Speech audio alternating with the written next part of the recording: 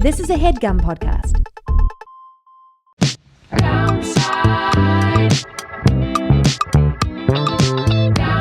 You're listening to The Downside. The Downside. With Gianmarco Soresi. So you're not going to the election? I can't. We're taping, yeah? Yeah. Thank you. No, I have to go to fuck it. I looked every which way. I want to be there. But I do think we need, you know how they, with a Super Bowl, they print T-shirts in advance of both teams winning? Yeah, so you got your we need to do ones. 3 intros. Okay. Okay? So let's first do the easy one. That's our on one. Yeah. Oh! Woo! Feeling good. Feeling good. Do you feel it? Do you feel it in the air? Oh, it feels good. That's called Sharia. Oh. Yeah, that's what's going on. Wow. It's just like it tastes different. It feels better than we didn't know what it would be like. We didn't know, but it does taste good. Yeah, woke Sharia in the air. They were right. I was gonna do 9/11. Yeah. And me and Zoran were doing tequila. I'm saving so much money on my girlfriend's clothes. It's insane. Yeah. Okay, that's one. Okay, that's one. Now let's do Cuomo. Okay. Congrats, Russell. Yeah! I know you were hoping for it. I know. I'm gonna kill myself. I'm gonna kill myself. I'm leaning into my Italian roots. Even the people that are voting for Cuomo aren't excited for voting for Cuomo. I don't feel like. Yeah, like I don't think Amy Schumer's doing a dance. She's like, whoa, it's like, oh, good. Yeah. I hate that other thing so much. Good. Like, suddenly, all my Jewish brothers and sisters have to go like, I feel safe now. Yeah. I feel safe now. Yeah. Now that Cuomo's That's why I'm out there. bummed, because I wanted an environment of dissatisfaction and not feeling safe for Jewish people. Yes. That's why I was voting illegally for Zohran Mamdani, who lost. Well, thanks for doing this. The ice is waiting for you on the way out. Yeah. All right, now. Whoa! Sliwa! What? Who saw that crazy. coming? Yeah. I'll be real. I did vote for him. I did. I mean, I do love an underdog. Yeah. An undercat. Yeah. Yes. He is the true Stalinist pick. That was the real one. Zoran has betrayed the revolution. Curtis Sliwa is carrying it alive. He's carrying the torch. This is The Downside. This is a place we complain, get negative. I feel like it's Zoran. I feel pretty confident. I'm sure you feel confident. But I felt confident. I know. In 2016, with Hillary. Yeah, we all did. And I was at a comedy show. This was a long time ago. I almost feel guilt of the Democrat that I used to be. Mm-hmm. And it was because it was all, how old are you again? I'm 34. 34. So 37, 62. Yep. And great. Looking great for 62. Looking great. That's what I'm trying to say. Not a day older than 61, I wouldn't say. I was just a big D Democrat because it felt very simple. The world felt very nice and simple, and it was all about gay marriage, truly. That was the thing that I knew in high school. And I remember my stepfather driving me to school going like, I think marriage is between a man and a woman. And as his marriage was collapsing to the ground. Yeah. And I was like, oh, that informed my political views, Democrats. And I understand Obama later. That informed your politics? That was it. That's why I don't want to vote for the Democrats. No, that's why I looked at the marriage and I said, how can you say your marriage? You had a Hillary sticker. I had an I'm with her sticker. No. He did. Yes. He did. Oh my God. In my defense, I went. He had that and UCB. I feel like. Okay, at least you didn't I don't know which one's more embarrassing. Oh wow. You have to get one and the other. Yeah. It doesn't. You can't have one without the other. That makes sense. And I remember, I went to college for musical theater, okay? I didn't go to college for political science, you know? It would be like, what's your favorite musical? I could judge it. Yeah. I could judge it. I've told you this already. Sweeney Todd. Well, that's a good one. Yeah, that's why. He can sing, by the way. So we did this pod, and he was, it's not refined per se, but the notes he was hitting. Yeah. I've heard. You could be, could he be a Sweeney Todd, or is he more the pedophile judge? Are you bass? Baritone? No, he could hit these tenor notes. And he could be Anthony. He's a little too strong to be Anthony. Yeah, Anthony's a little, he feels too strong for Anthony. You're the little boy. Oh, Tobias. Tobias. Yeah. You know it well? No, I don't remember anything from it. Yeah, but why is it your just say favorite? Just the murder? It's a good one to say. I remember watching it and I thought, oh, this is like not as bad as the other ones. The Johnny Depp version. Yeah. That's why. It's that you liked it because of that? No, I'm not a fan of Johnny Depp. I just that's not what I thought hear on that the internet, was. but yeah. Wait, do people say? No, I'm just joking. Okay. I don't know how to follow anything. I don't know how you live a functional life. I don't. You don't. You already got a taste of it, and you know that I don't. But how many hours of streaming did you do today? Oh, just 6. It wasn't that bad. It was a half day. I feel like we literally live in different universes, and it's 3 years difference in age, and I feel like you're a different generation, a different species. How many days a week are you doing this? I'm dialing it back, so now I'm doing 6 sometimes. 6 days a week. Yeah, every 6 2 hours. weeks I do like 6. No, it's usually around 8 still. Yeah. And when do you read your Karl Marx? I read it when I'm not live. I also read a lot when I am live. So that's the other thing that a lot of people don't realize. A lot of people work 8 hours a day. Yeah. Like, it's true. You're like asking someone like who goes to an office like, how do you go there for 8 No, but like when I had a hours? regular job, when I had a real job, I did advertising, right? And I was very cognizant of like how many total hours I was like actually doing real work, like valid work. And I would say like it was like you crack like an Adderall, you could bust that out in like 3, right? But you're there for the whole business day. But you're doing like 3 hours of work if you max out. Whereas like when you're on camera, you're like always on. You have to be always on. There's no. Well, that was weird. We watched the debate, and it was weird to be watched.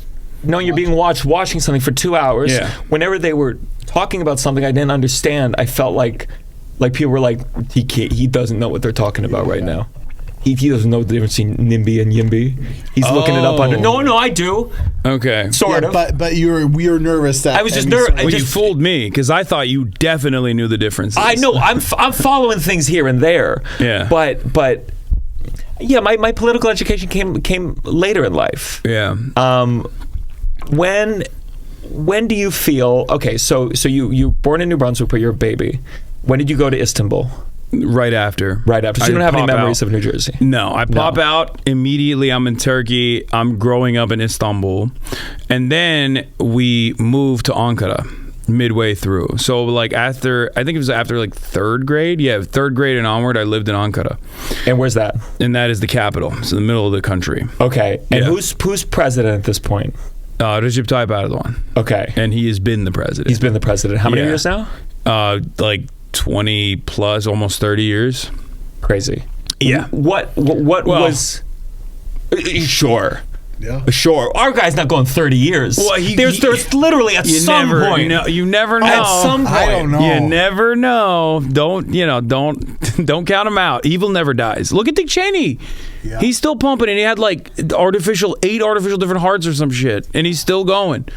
He has such a big penis. Does he? Dick Cheney? Yeah, he has. Yeah, they used to How do call you him. know? They called him Big Dick Cheney when he was in college. How do I know? I've seen photos. He sent dick pics? He sent dick pics to me. No, he's there's photos of him just like kind of sitting, and even flaccid. It's like a thick 8. It's disgusting.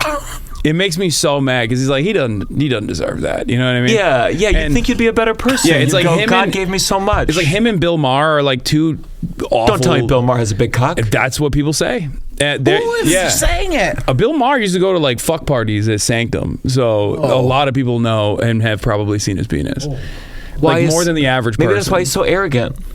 You know, I'd probably talk a little like this too if I had a 9-inch cock. Yeah. So Dick Cheney is like him having a big penis is funny because like I think every time he has an erection, his heart stops. So they had to get a bunch of different like new tech in there. He's like operating like Tony Stark. It's fucking bullshit. But Trump does not have. No. I personally like. I don't know. Stormy Daniels, suddenly was a stand-up comedian. Yeah. And the headlining set was like, so you want to hear about Trump's penis? And I was like, I just don't know. I don't know if this is the thing to focus on. What did she say about it? That it wasn't. I mean, it would be shocking if she was like, I got to give it to him there. You gotta give me credit. That would be New York Times. You can't pay me to hush this up. Yeah. Maggie Haber may be covering that. That's Honestly, what she said so he admitted to it because he would have been like, "Yep, she's telling the truth." You know? Yeah. That's the angle. Like, I feel like he's the type of guy who'd be like, it's barbaric to have a big one. I think it's fine to have a small one. It's more aesthetic that way. Yeah. He's looking at the Greek statues, going like, that's what it was back then. He's bringing that point up. Yeah, it was considered kind of stupid. Yeah, Cheney. Do you think that's real? That back then they really? Yes. They thought having a big dick was like... We just covered this on my podcast because Austin is my co-host. He is somewhat insecure, even though he has a normal sized penis. We know exactly how big it is. I think it's like 6.5 2/4 or something. I don't know. Inches. Yeah, but he is very insecure about it because he's a grower, not a shower. So he constantly talks about it, and we finally had to bring it up. I had to literally show him an article from the Smithsonian Museum of people with art PhDs and anthropologists that have studied the human penis, I guess, in antiquity, and they made the convincing case that this was considered to be barbaric to have a large unit back then, and it's having a small penis is more civilized. I love all those small penis men making up this rule. Yeah, maybe they all just have tiny dicks. Of course. Who's writing all the history? It's men. They're controlling all the history. Yeah. That's true. I never thought about it like the that. Women, they have more of an oral tradition about how much they like the big dick. Yeah, I never thought about that. You're right. It's probably I don't know if we can trust it. All the PhDs were men. All the ones that were talking about it. Yeah. I forgot how we got here, but I do want to circle back to the Hillary Clinton sticker. Yeah, no, let's. I apologize for dropping the Dick Cheney bomb so early. No, I was going to bring it up later. It's in your nose. I see it. So I was I just viewed the world very easily. I was in Florida when Obama ran the first time. Mm-hmm. All I knew truly, I knew nothing about geopolitics. I knew nothing about. I barely understood anything about Iraq. It was just about social issues, which Democrats dominated publicly. Even though I understand Obama later came around to gay marriage, they still dominated the sense of being more progressive. Yeah. And that's just how I viewed the world. Yeah. And I certainly didn't see the connection between, economic disparity, leading to people to become more closed-minded and whatnot. Yeah. And it really, then I think Hillary lost. And that was certainly a wake-up call. So you weren't a big Bernie guy. Bernie wasn't an eye-opening moment for Here's you. Here's how little I viewed it. I just said, I know Hillary's a snake, and sometimes you need a snake in charge to get the job done. Okay, to be fair, that's the majority of Democratic wine moms about Gavin Newsom still to this day. Yes. That's how they feel. For sure. But here's the thing, though. They go, he's going to tear him apart at the debate. And then they asked him about taking money from AIPAC, and he short-circuited. Yeah. He short-circuited. He said, "That's interesting." Yeah. That's it's just really interesting. And I was like, "Come on, at least be snazzy about it." Yeah, he's gotten some donations, not from AIPAC, I think, but I think he was just subtly trying to be you're being anti-Semitic. That's what I think he was trying to do there. Yeah. But it was not so good. If he said something 10 times. Yeah. I think that's interesting. Yeah. Oh boy, that card's getting played. Yeah. It's well, you're having the premier terrorist on your podcast. When you told me that they were going to bring you up at the mayoral debate, truly in my mind I said, God, you're full of shit.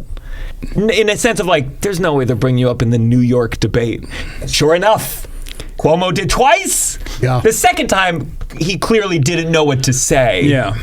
Because they asked him about Islamophobia. He was like, well, what about this other Muslim guy? Yeah. Don't you think they deserve to be hated on a little bit? Is it annoying to you that this quote when did this quote come up?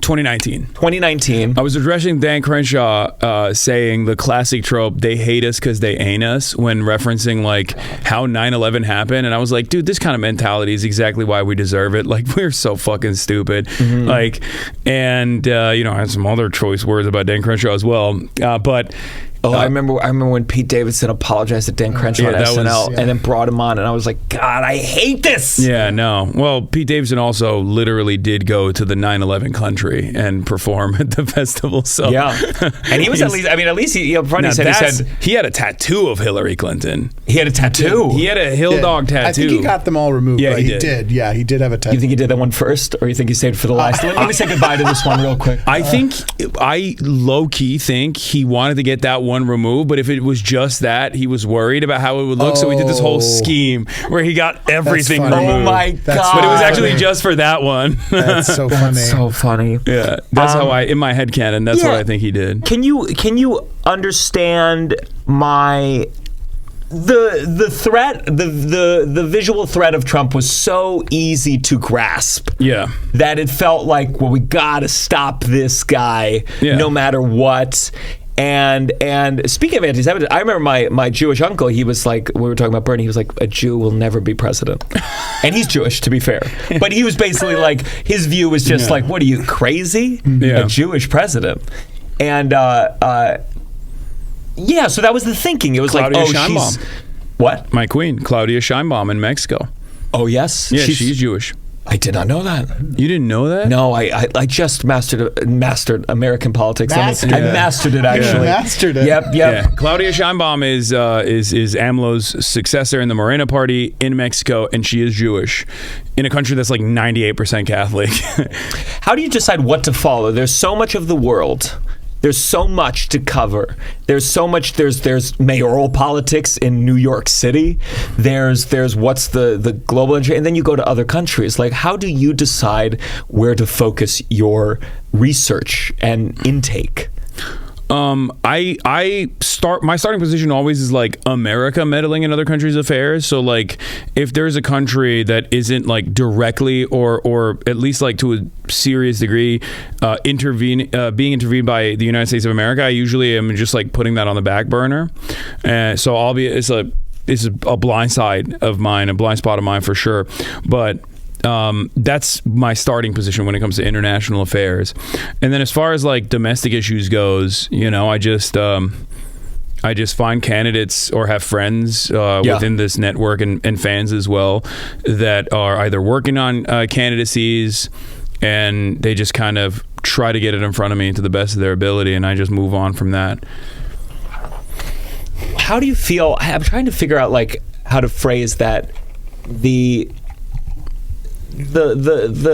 leftist ideology or socialism or whatever the fuck you want to call it. I don't know. Sometimes these terms, they feel so useless. But to succeed as you are in a capitalist country, the success almost feels inherently to undermine the positions you might advocate. And of course people bring this up. There was the thing about, you own a house. Yeah. How could someone who advocates for spreading money around own a house? But there are degrees. Like in your head, do you go, I can't have above this? It's almost like to succeed in America is ultimately, and this is going to be with Zoran too, or with any politicians, like unless you want a civil war, or you want some kind of revolution that will be violent. If you're going to develop incremental change, you are going to sacrifice some of these. So I just don't know how you ride that. I work within the confines of availability, right? I'm an advocate for exhausting all readily available options. That's why I work within the Democratic Party's very own infrastructure, because there is already, in the current duopoly that we have two major parties. You have the Democrats and then you have the Republicans. Democrats are supposed to represent the left flank of politics. Republicans are supposed to represent the right flank of politics. And the way I look at it is like, America is utterly devoid of class consciousness, and that is an absolute necessity for there to be any sort of working class movement in this country, whether it be trade unionism, labor militancy, or even all the way to the most extreme point of it, which would be a Marxist-Leninist vanguard, like a revolutionary vanguard that will bring about a revolution, right? And we don't have any of that in this country. So I look at the current material realities in the United States of America, recognize that the thing that is lacking is like even the inception of class politics in this country. And I use the left flank of the existing political infrastructure to advance that interest, to try to unlock class consciousness in as many Americans' minds as I possibly can. And I think that's somewhat the overarching goal of the Democratic Socialists of America as well, which is to, run left candidates, run socialist candidates, have them win elections, and expand on the argument that this alternative actually is something that the Democrats take advantage of. Let's say it's President AOC. Let's say. You think possible? Yeah, it could happen. So let's say it's President AOC. Ultimately, like, in order for that to happen, there's going to be a lot of there's going to be every single day. She met with this person. She capitulated on this. She voted for this, and ultimately, it's going to get to a place where maybe everything shifted towards a little more class consciousness, a little further to the left. But ultimately, it won't meet it.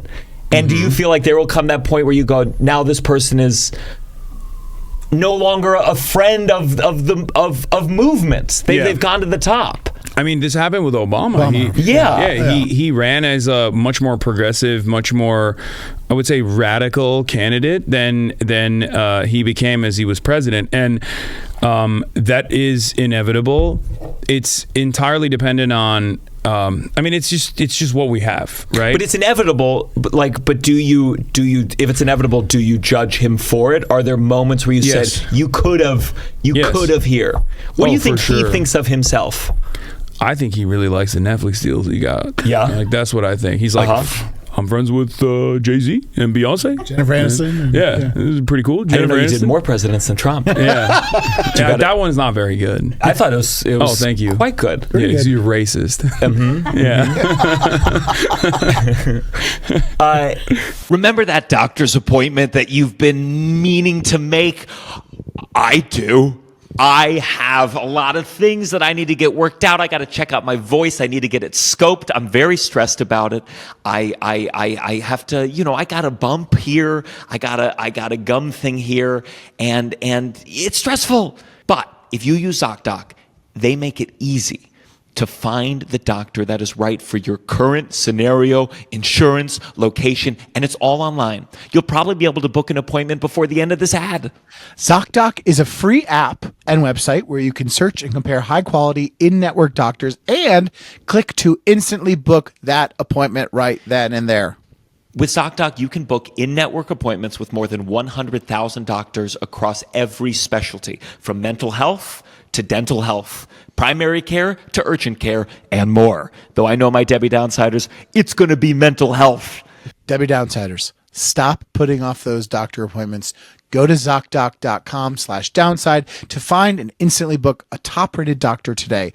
That's ZocDoc.com/downside, ZocDoc.com/downside. Do it. Oh, Russell. What, Gianmarco? I think of the days when podcasters, they didn't have to film themselves, so you didn't have to confront your hair loss. Luckily, though, there are solutions now. In fact, I've been using this since before they were sponsoring us. Hims. They're helping you take care of your hair loss. Hims offers convenient access to a range of prescription hair loss treatments with ingredients that work, including chews, oral medications, serums, and sprays. I'm using the spray, fits in my lifestyle. I got backup ones. It's perfect. For simple online access to personalized and affordable care for hair loss, ED, weight loss, and more, visit hims.com/downside. That's hims.com/downside for your free online visit. hims.com/downside. Individual results may vary based on studies of topical and oral minoxidil and finasteride. Featured products include All right, let me just try it. What are those? Look at this. Look Individual at this. result. Shut up. You want an ad? Here it is. What is that? That's it. Okay, let me say this last thing. No bald spots. Now, this is horrible. I never want to see my hair this close. Now, individual results. This is like when you see up. You know when they zoom in on ramen and there's all these bugs on it? Up.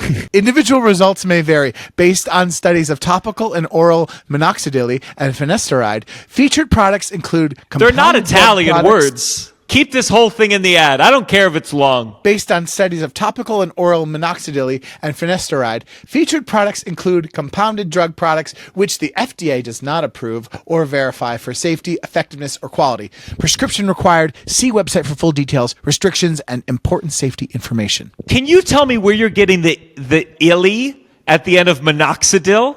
Minoxidil. Oh. It's got the minoxidil and the finasteride. It's a Hims. Hims hairspray. Buy it, guys.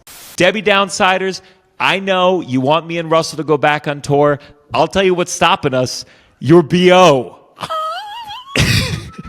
These shows, they're great, amazing audience, but it can get a little stinky in there.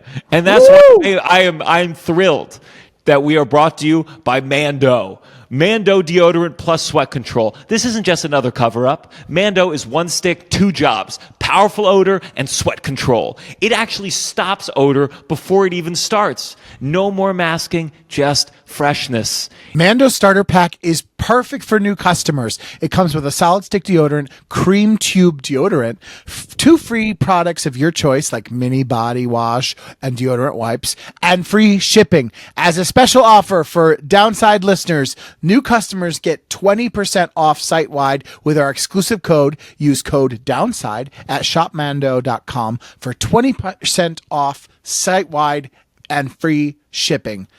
shopmando.com. Please support our show and tell them we sent you. Mando's got you covered with deodorant plus sweat control. Say goodbye to sweat stains and hello to long-lasting freshness. So you think you feel when did you ever were you ever inspired, excited by Obama? You For were sure. You had an I'm with him sticker. No, I didn't. But I mean, I did come to the United States of America in 2009. So I was like not super invested in like exactly what was going on, even though I was literally a political science major. But I was just like kind of going through the motions. I was like, yeah, this is what it is. I wasn't like super invested in it. I thought, oh, America's moving in a positive direction finally. Because like up until that moment, I was looking at American politics from Turkey and I was like, this is crazy. They're just fucking killing so many people. Yeah. Why is no one stopping them? Yeah. Right? So I was like, oh, this guy said he's going to close Guantanamo Bay. Awesome. He was anti-Iraq war. That was a major driving factor behind his candidacy.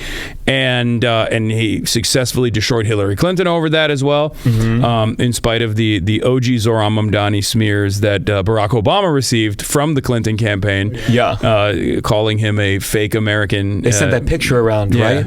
Yeah. He was the Muslim radical wearing the turban. Yeah. So the Kenyan Muslim Obama. So I was excited. I was like, oh, finally Sharia law's coming to America. They got a fucking guy named Hussein. Like, what? Yeah. This is crazy. They just killed a Hussein. Like, what's happening? I just at that point I wasn't like as locked in on the comings and goings of American politics. But I mean, obviously I studied the failures rigorously. And I do have a lot of criticisms of Obama now. Would you ever have him on the stream? Yeah, I almost did. Really? We were supposed to at the DNC, and then they shut it down. I don't know why. They looked you up for 10 seconds? Yeah, I don't know why. I think maybe they thought there might be Which DNC was this? This was the last DNC. Oh. Yeah, the one where I got kicked out. You got kicked out? Yeah, of the DNC. Yeah. But were you invited formally to it? And then what changed? Yeah. I was right on the issue of Israel and the Democratic Party's inability to address it. And they didn't like how bold I was getting. I interviewed the uncommitted movement people. I made a big fuss about not having any Palestinian speakers at the DNC. Yes. And I had my credentials removed as Obama's walking up to the stream. No. Obama. I had criticized Obama the night prior when he was giving a speech at the DNC. That was fine somehow, but I was in front of 70,000 people watching and being interviewed by the New York Times at the time, and they did that in front of the New York Times reporter. But it never actually, I don't even think they actually wrote about it. So that was very interesting. Like they just kind of, that story never got published, I don't think. So when you see these things where it goes like Obama's, calling Zoran, and there's a big deal, he makes this 30-minute call. I can't do an impression. You can do it. No, shut up. From one young Muslim socialist to another. Yeah, and pussy too. Do you think he ever has a role to play that's positive, or do you view him as... I think he could. That's why I'm so critical of Obama, is that he is the most charismatic orator that the Democratic Party has had. He's a generational talent. Has anyone ever had a wake-up call this late in life at that level of power, surrounded by a bunch of yes men? Ever in the history of humanity? No. Has anyone... Netflix money. And Yeah. Netflix rarely... Okay. So let's talk about Sharia law. Okay. Because it feels like, certainly it's such a thing that, again, that just the general American doesn't even comprehend anything about. First of all, it just means law. Okay. That's what it is. So when you're saying Sharia law, you're saying law technically, but whatever, it doesn't matter. Oh, Sharia means law. Yeah, it's just law. Okay. and it's referring to what in the Quran, a specific, is it a 10 Commandments? No, it's just it's a up to interpretation religious rules, because the Quran, in the eyes of the Muslims, and I'm not the most studied theologist or anything, but do people use the term culturally Muslim the way they would culturally Jewish? Because I don't hear it. I do. You do. Yeah, and people get mad at me for it. Why? Because they think it's a very Westerner invention, but even then, but it definitely is a thing. I think it's what's so frustrating is because most Jews I know are culturally Jewish. They're not following any of it, but they have Shabbat dinner. Maybe they're kosher, but I feel like the language of being they're Muslim, but they don't do any of the religious stuff. Doesn't exist, though it's so true. No, it does exist. A lot of people are like that. Yeah, but it just doesn't get a lot of representation, especially even in the Western world. Almost I feel like there are a lot of Turkish people, for example. It's in its inception, the republic is a laïcité, is built around secularism. It's beyond secularism. Secularism is a division of state. And religion, laïcité, was even more aggressive than that, I would say. What's more aggressive than that? It's what they're trying to do in France with the hijab ban and stuff. So Turkey initially had because it was a Muslim country, and there was a ban on religious garb in public office. Yeah, this was a major point of contention that Erdogan actually seized on and rose to power under the banner of religious freedom, offering religious freedom to Turks. Interesting. Yeah. So he kind of captured the energy of that there were people who said, no, I want to be able to wear my religious garb when I'm in my hijab, when I'm working at a school or working in a government office. And France is doing that right now? France is doing that, but it's a little different because my position on this has evolved over the years as well, because when I was growing up in Turkey, I also had a little bit of that Islamophobic tendency where I was I looked down upon that sort of thing myself. How do you differentiate Islamophobia and anti-religious sentiment? It's a great question. I think about it sometimes just because it's one thing that came up recently where it was Zoran's wife. Yeah. Where, just for the backstory, it was someone posted Sydney Sweeney in a burqa and basically saying this is Zoran's. And I know that Sydney Sweeney, it triggered after the no boobs out dress, and basically the thing was hey, look at this, look at Zoran's wife. Forgive me, what's her name? I don't know. Oh, great. Yeah, let's guess it. Let's sound it out. I don't know. I've stayed away from learning it even, where I'm I don't think this should ever be a point of contention. What is it? Rama. So people were basically sharing hey, you fucking idiot. this idea that everyone's going to have to wear a burqa. Look at his own wife, and she's. You want to know why that's Islamophobic?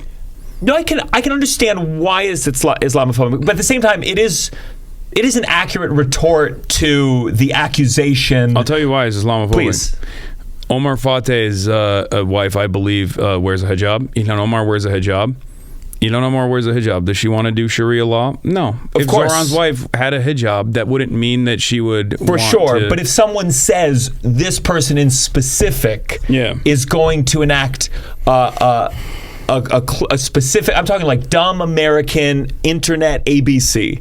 If you're saying this person is going to force everyone to dress like this, it makes sense to be like, this person is not. Their literal partner in their home does not. The reason why, like I said, it's Islamophobic is like Zoran's wife could have very well been a hijabi person, of course, and then you have to take a different response. Then you'd have to go to a more nuanced perspective. So but that's it. That's the reason, because like it's not. Like JD Vance is at least LARPing is a Christian nationalist, but his wife is Hindu, right? Or he says she's agnostic, but I believe she comes from a Hindu family. And that has no bearing on his like actual politics, or at least the way he represents himself on the main stage.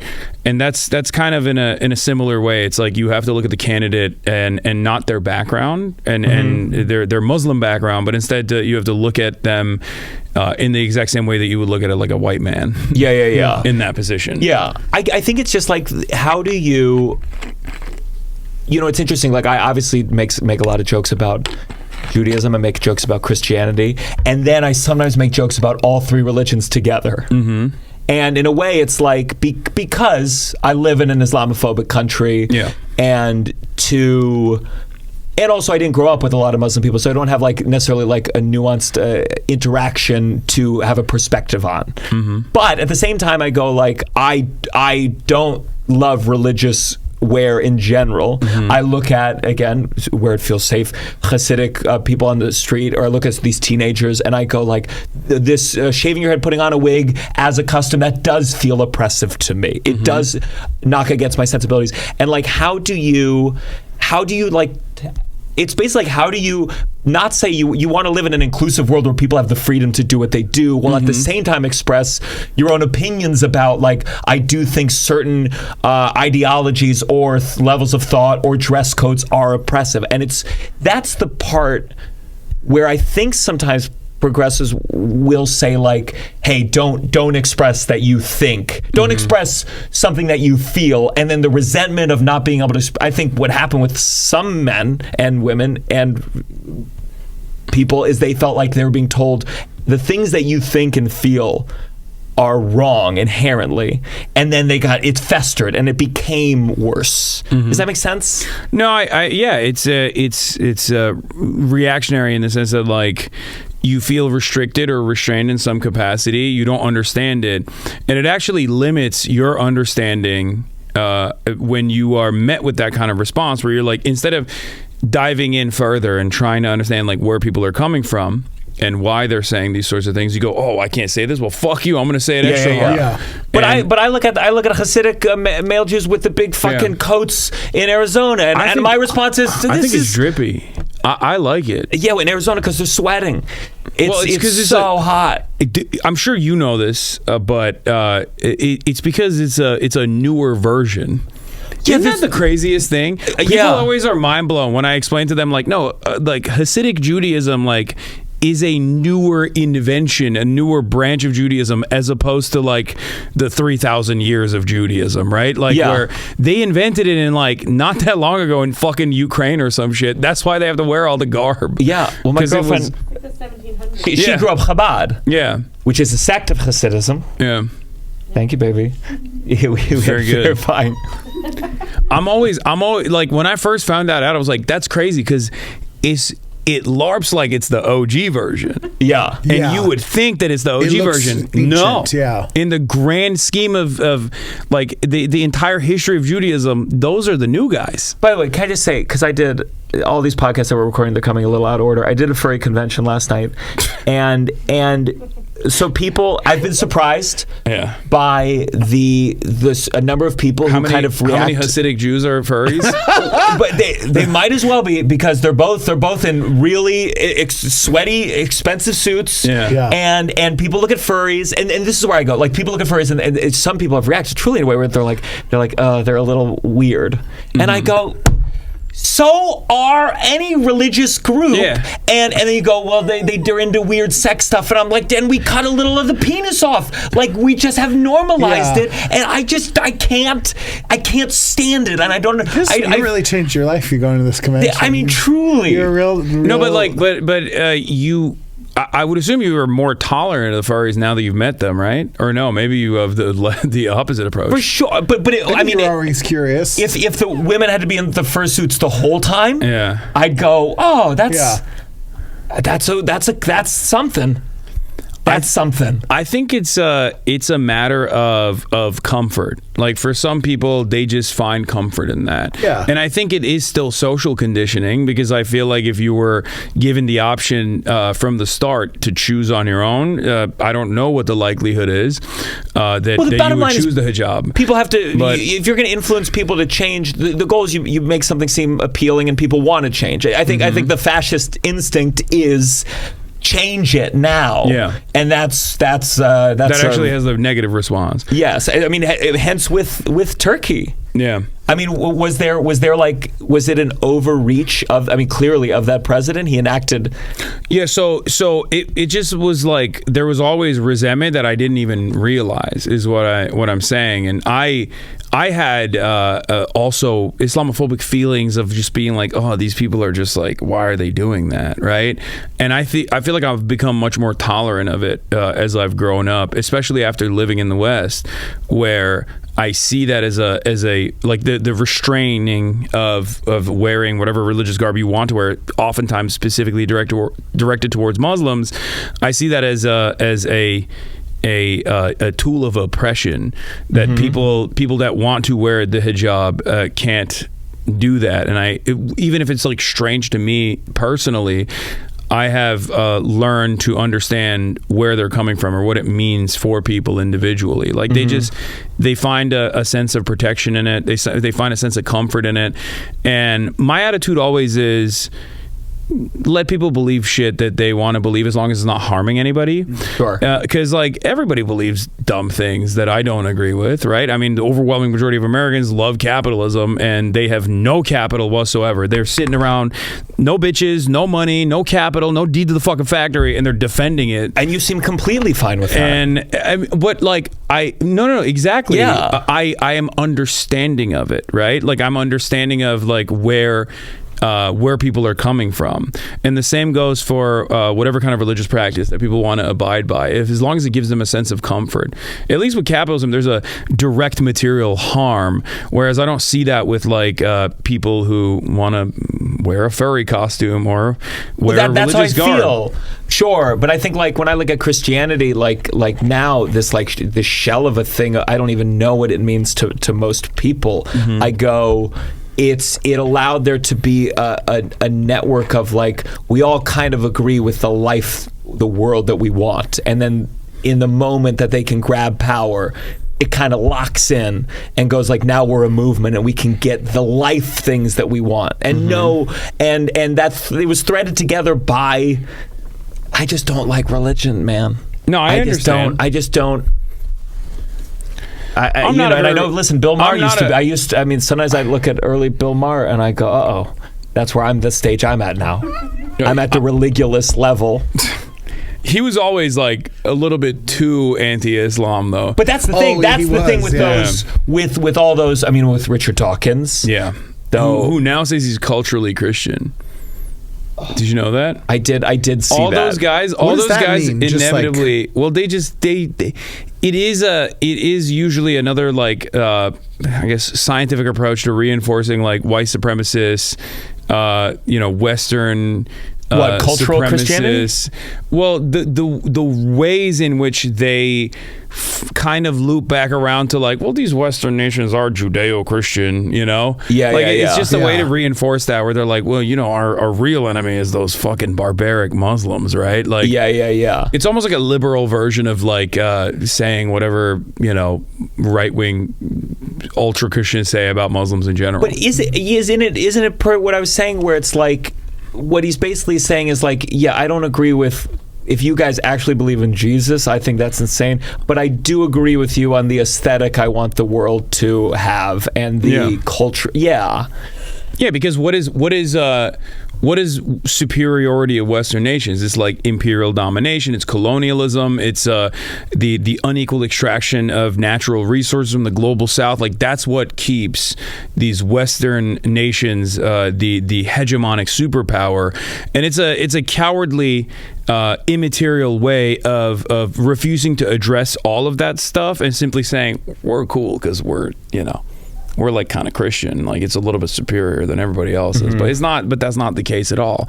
Especially if you look throughout history, you know, it's.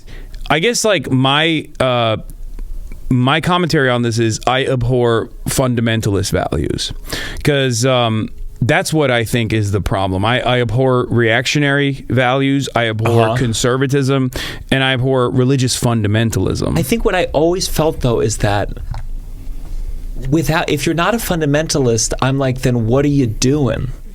What does it mean to like sort of believe that there's an eternal lake of fire? That's the majority of people that are religious are like that. I know, and then I just go like, but why this? It why gives them a sense of comfort. Yeah, it gives them a sense of comfort because like it is the one area that science has not been able to fully figure out. What do you mean? Afterlife, whether it exists or not, or what happens, like what is your soul?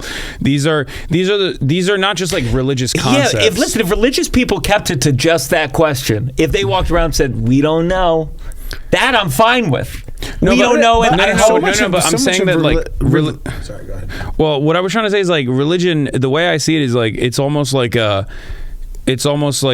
guiding principle that you have that gives you comfort, gives you a sense of purpose for a lot of people. Sure. And I don't need it, but a lot of other people seem to sure, need and I feel like that's what people would say about Judaism, and then suddenly I witnessed it so politically weaponized. It made me go like, you see all the Hasidic Jews chase me down the street going, are you Jewish? Are you Jewish? Come inside, come Shabbat dinner, let's hang out, let's spend time.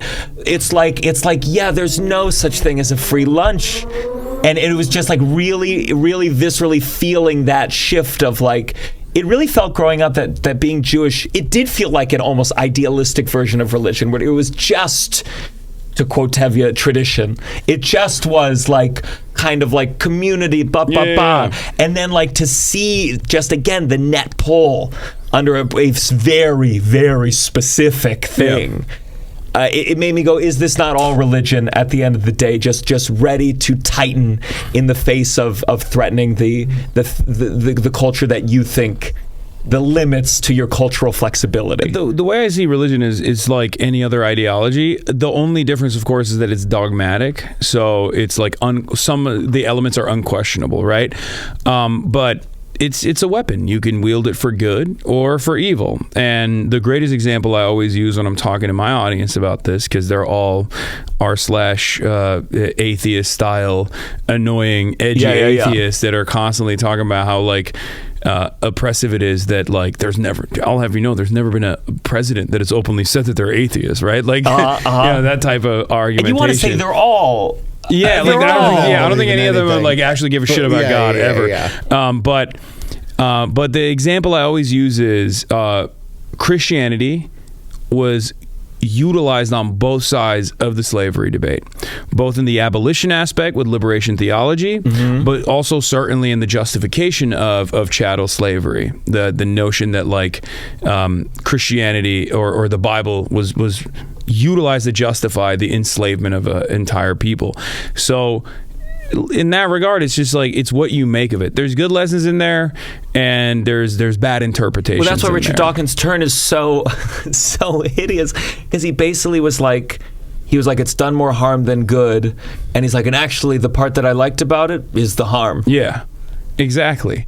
So I like to think that there are, like, I like to think that everyone is just like kind, and I don't know how you maintain that men position. are all brothers at the end of the day. Yeah, and you think so? Yes, and that these other things, like religion, it can be a dividing tool, and it has been historically deployed as a divisive tool, but it can also have good lessons in there, like sharing is caring, love thy neighbor, things of that nature, that I think if you focus on that, it can map out a more coherent, more tolerant society. Let me ask you this. Some people carry that torch. There's not many of them right now. Not many of them right now. Well, then you have that fucking, it was what do you call a woman priest? A witch. She was doing. She was doing Trump's spiritual advisor, the one that was doing like the snake. What is it called? Like basically to Trump, delivering a very Christian message, and of course they go, "Fuck you!" And it's like I almost want to be like, yeah, there was no point. You thought you were going to slip it in. You thought they believed in God. Yeah. You thought they sat the part that I can't. The previous pope was very woke. Not the Chicago pope. He's not as woke, but he's still kind of woke. But the previous pope came from a socialist tradition, and he tried to slip that in all the time. And American Catholics are like, "Fuck that," which is literally you're a heretic. Yeah. If you say "fuck that" to the pope, like that's the one thing that Catholics have, right? Yeah. It's like, you can't say no to the Pope. You have to be a socialist now. Yeah. That's how it is. And yet they're just like, nah, I don't fuck with that. Yeah. So people do pick and choose. Can you remind me if I read your article about you were 2 weeks away from having a public debate with Charlie Kirk? Yeah. Was there a video? If I'm remembering, there was something. I have met him debated before. Yeah, I've debated him before. So twice. How do you view? Destroyed him. You did? Yeah, destroyed his ass. Yeah. R.I.P. But like, not as much as some people. Yeah. You, as an entertainer, I always have as an entertainer first and foremost. Ultimately at the end of the day, like my goal ultimately is like I want to get a big laugh or whatever, and then I see just the spectrum. I look at Trump, an entertainer in a powerful position, and then I look at like political commentators, and I go like, did you look at Charlie Kirk? Do you look at Candace Owens? He was not entertaining. Do you think do you look at them and go, fuck this guy, fuck this person, they're shit? And when you debate, not Charlie, but other people, do you feel like you're nice to them? Do you walk in and go like, do you shake hands, or do you look at them as like fucking vile? Oh no, I am nice to them, but I think it's important to be charming in a way that is disarming. But once the cameras are on, it's not like I'm going to continue being nice to them after the debate is done. But in the lead up to the debate, I'll be like, hey, what's up? The only person that never reciprocated that was Ann Coulter. Oh. Cold. Very cold. Yeah, she's like, but that's like Daniel Day-Lewis. Like, she is in it. Before she's a method actor. He is Method and Coulter. And you had a debate with her? Yeah, I've debated her. I've debated Larry Elder. I've debated a lot of people. Michael Knowles. How did the Ann Coulter one go? So the Ann Coulter one was, I think I had some pretty good daggers in there. What was the topics? I think it was like immigrants stealing welfare. Okay. Classic. Yeah. Because like none of the stuff changes. This No, was many years ago. Her whole thing from the 90s. I mean, it's like crazy. Wow. Yeah. And I remember I had a line in there where I was like, you've been doing political commentary for longer than I've been alive, and you don't know that immigrants actually can't, take advantage of the already limited amount of welfare that we have. Yeah. And she did not look at me the entire time. Even she literally, I was sitting where you're sitting. She would sit like this. She just wouldn't even look at me. I tried to talk to her because I saw her pop a nicotine gum in. I was like, oh, I have nicotine gum too. What milligram do you have? No response. Ice cold. Now, okay, it's so fascinating. Is that your pickup line for most cows? Yeah. What level of nicotine are we taking? Nicotine. With someone like Ann Coulter, who's been around for so long and played this kind of role, I just like wonder, and get your thoughts because you've met her and that sort of thing. Like, what is her actual life like? Like, does she believe the things she's saying? I have no idea. She gave me nothing. Like, who's the one I know more than her? Is the other blonde, like her successor? Tommy Lauren. No, between the two. Like, if there's a Pokemon evolution, Tommy Lauren. She's on Fox News. Megan Kelly? No, not Megan Kelly. No, you're thinking of Laura Ingraham. Oh, I was thinking Megan Kelly, but those are yeah. But like Megan, it is a question where you go like, but Ann Coulter's so aggressive. Like, Ann Coulter's much worse than all of those guys. Ann Coulter's so aggressive and so like angry and that. So I just wonder, like, she's the OG firebrand is what they used to call them, and now it's just you call them neo-Nazis. But like that's what her position was. But look at Candace Owens. It's like, you know, she makes these pivots. She makes these clear pivots. Marjorie Taylor Greene. Huge pivot. So like, okay, so Marjorie Taylor Greene, there's a degree where I'm like, you know, and everyone goes, you broken clock is right once. Well, Marjorie's making good points, and I want to scream like, and this person's going to be around because clearly they're savvy. They're savvy, and sometimes I look at Marjorie and I'm like, oh, you see which way the winds are blowing faster than most. Yeah. You were crazy MAGA before it was, and now you're pivoting. You're like a dog running into the woods when there's an earthquake coming. She was right all along with the Jewish space lasers. and she realizes she lives in an ecosystem where she can go, oh, blah, and then people move on. Yeah. And I'm like, well, what are you, because what does she actually, is she a sociopath? Does she not believe in anything and she's just playing the game and having fun and going to CrossFit and cheating on her husband? I think most politicians are fucking insane. Yeah. Sure. Like, why would you want to do that? That's a terrible job. It's a terrible job. I don't understand it. That people always say, like, when are you gonna run? I'm like, no, never. Yeah. I would much rather be a watchdog and take on that role and try to build a movement rather than like do it myself. I feel like it's just, there are some people who are cut out for it. You got to be a little sociopathic. I think you have to be. You got to really get off on, and they're on camera so fucking much. I go, when are you reading the press reports? They're not. They don't do anything. They have a team of staffers, and then beyond that, they have lobbyists. This is the reason why they have lobbyists. Lobbyists do the reading and the writing for them, so they don't have to do anything. Mm-hmm. That's the reason why. Like, people will unironically advocate for why lobbyists are a necessity. Corporate lobbying is a necessity, because otherwise, who's going to fucking write these pieces of legislation? So do you think there's any, who's the head of our country right now? Is it Stephen Miller? I mean, it's, my boring answer is that it's always an eclectic group of capital owners that advance whatever their own personal agendas are, and it's always obviously improving profit margins. The pardoning of this, what's the guy that bought Trump's Bitcoin? Oh, CZ. And then they asked Trump. Yeah. There's no point in talking about it. It's they asked him on 60 Minutes. They were like, and he said, I don't know. He said, I'll shock you, or something like that. He was like, this might come as a surprise. I don't know. I was like, dude, you pardoned him. The guy replaced Biden's photo with an auto pen thing. Yeah. Though I do feel like the one thing I can't stand about, again, like part of like leaving that I'm with her version of my world was also just understanding how being on CNN 3 times in a week made me go, something is wrong. Why am I here? Why am I here for the 3rd time this week? Yeah. This is all so weird, sound-bitey summations of things, and I don't care about the White House ballroom. I don't care. I don't care that he put up a picture of an auto pen for Biden's picture. At the end of the day, it doesn't fucking matter. Yeah. And I don't know. It's just like not caring about aesthetic things. I hate everything. So I mean, the aesthetics are what move people, I think. So it's important to use that in good propaganda, which is why I will always heighten this contradiction between like.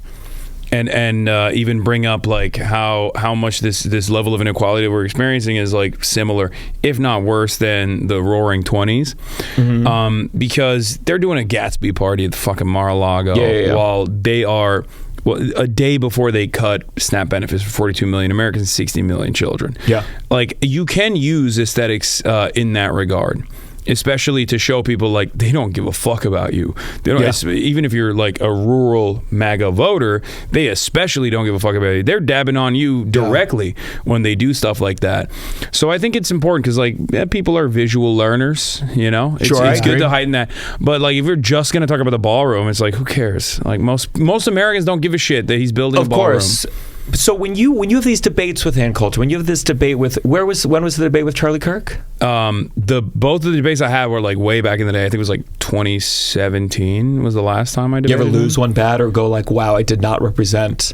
I mean, I've had like even with the Charlie Kirk ones, like it's a wash. I'm joking when I said it destroyed him. Like there's good moments, like I had some good dunks, but then that's it. You know what I mean?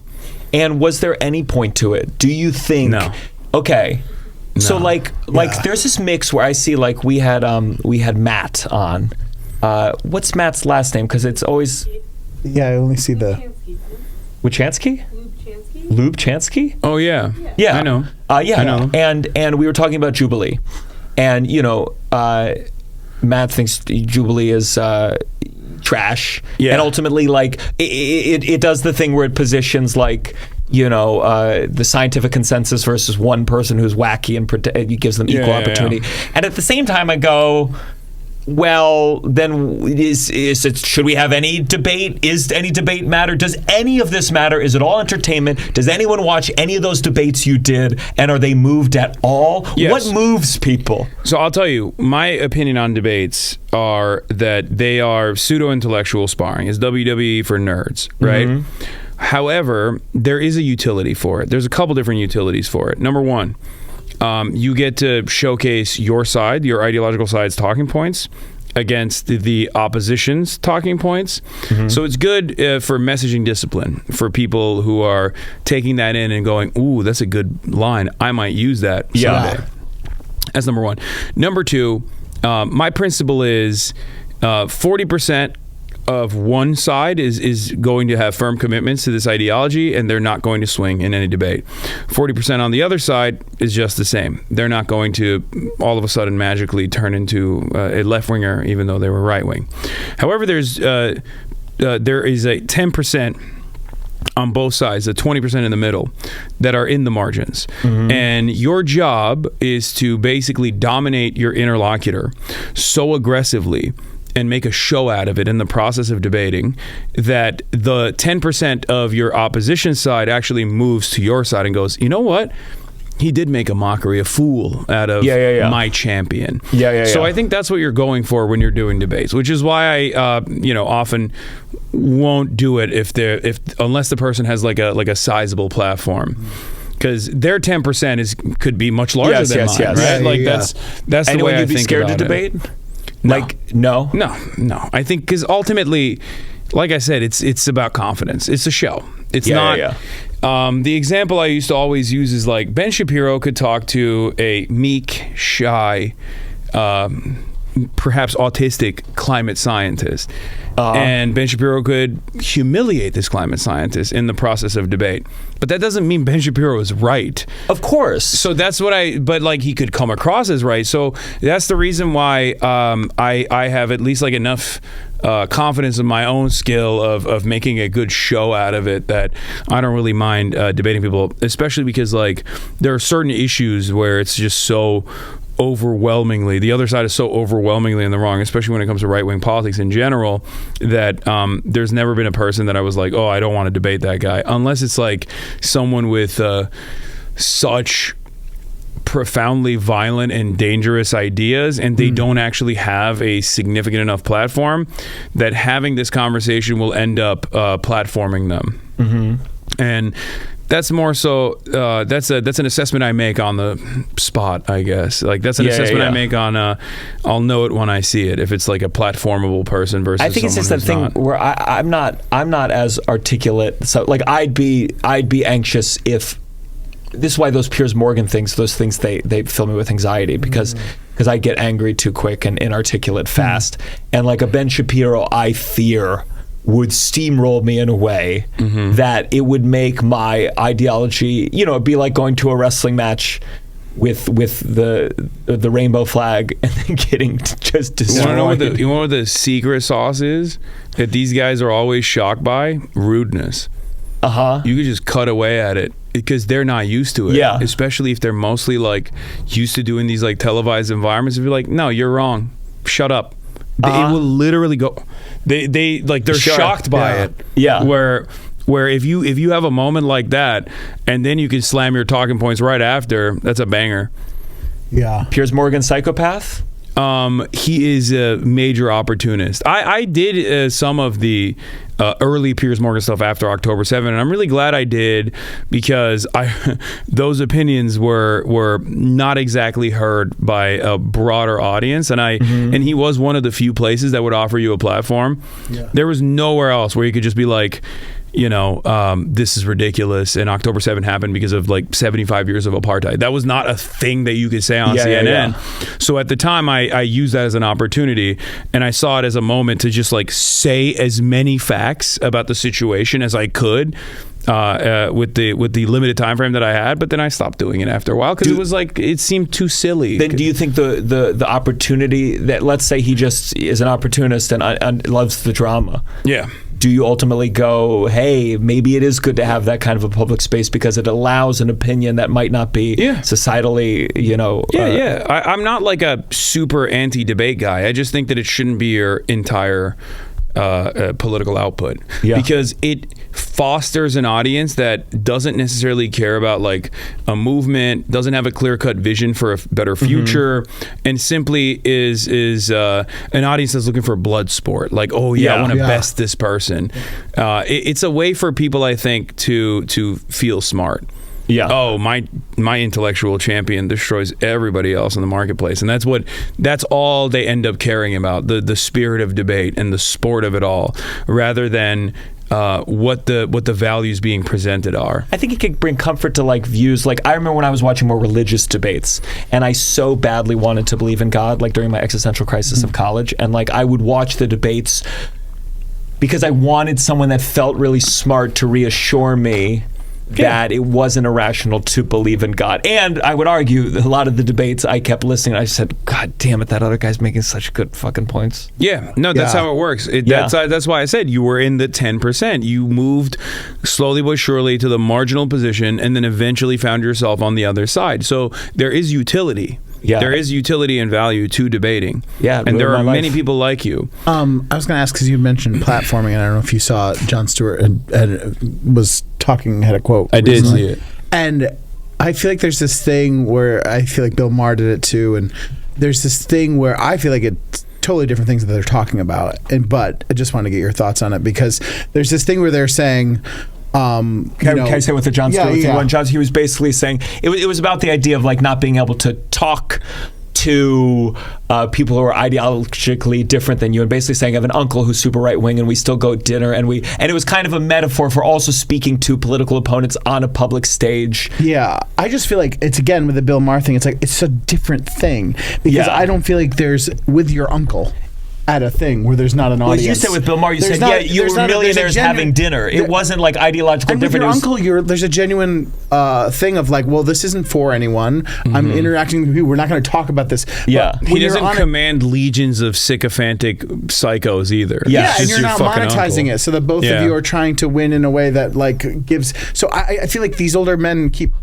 Rich older men keep saying this thing about being like, we need to talk at each other's mansions with a catered dinner. But no, they want to, like Jon Stewart, I feel like is a part of it being like, you should be able to talk to people and you know and be on TV. I don't know, like, well, I have that same reaction because Jon Stewart always loved to have Tucker Carlson, and who's the older guy who got kicked off Fox for Bill O'Reilly. Yeah, they would always buddy it up, and I do think I vacillated in my opinion where there's times I go like, stop bringing this guy on. He's charming and he's funny, but he's fucked up and he's a racist. I would also say that if we had seen over the years that this was getting better, that us fighting on TV was getting a lot better and we were getting places, then I would be like, oh yeah, keep talking.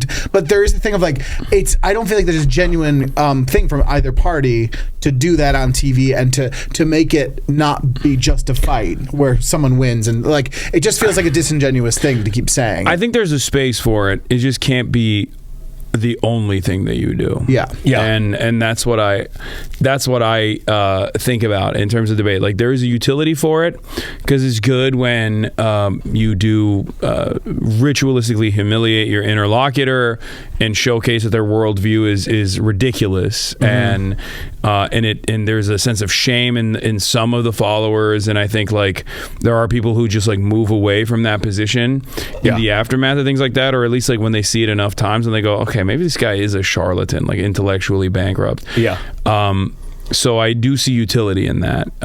There's also definitely great utility in talking to people who oppose your worldview. I do it all the time, and I think people should do it. I urge people to do it all the time, even take on the emotional labor, because people are much more agreeable in the real world, but that's very different than just like having a conversation on camera. So that's like, or like, I don't think Bill Maher is able to convince Donald Trump on anything. No, of course he's not going to be. He didn't even try. I don't think. Yeah. When he just like, got to took a hat. He was took a hat and was like, he was just excited to be. Yeah, it's pathetic. He felt special. Yeah, especially because like that was the only like redeemable quality that he had in a sea of other irredeemable qualities. Was that he was always like the annoying, smug, elitist asshole, but at least he was like anti-Trump. But it turns out he was just anti-Trump because of the aesthetics. He just doesn't like that Donald Trump is crude, and he doesn't like that Donald Trump is not meeting the civility politics that the position demands, and that was it.